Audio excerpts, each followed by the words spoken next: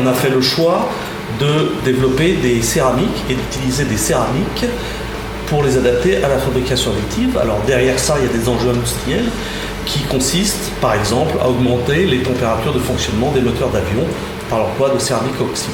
Derrière ça, il y a à adapter le matériau au procédé, et pour adapter le matériau au procédé, il faut absolument s'intéresser à ce qui se passe très localement.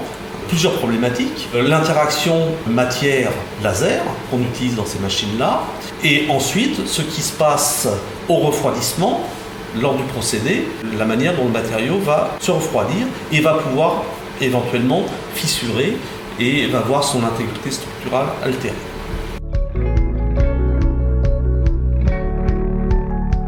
Aujourd'hui, on cherche à fabriquer des pièces en céramique par fusion laser sélective d'un lit de poudre.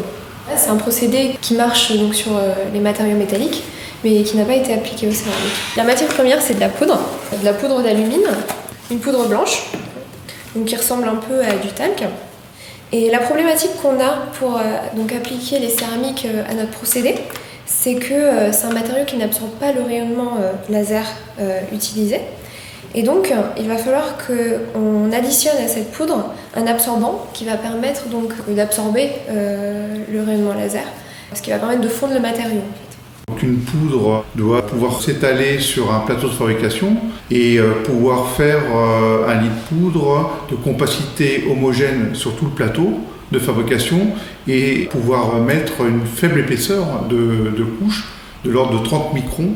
Et donc la forme des particules de poudre est importante. Donc c'est des lits de poudre qui ont une densité relative de 40%. Donc ça veut dire qu'il y a 40% de matière et 60% de porosité. Donc quand on va former le bain dans ce lit de poudre, vous allez avoir un retrait qu'il va falloir maîtriser pour la couche suivante.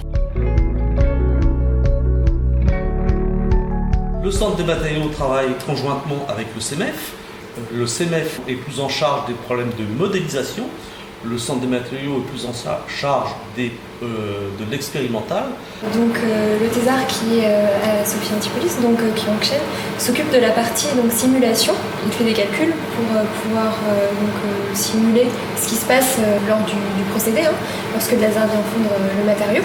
Et donc moi je lui donne mes résultats expérimentaux sur lesquels il va essayer de caler ses résultats.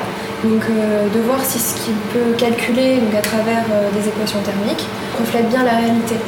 Donc le but de ces calculs sera de pouvoir anticiper ce qui se passe avant que je fasse mes expériences.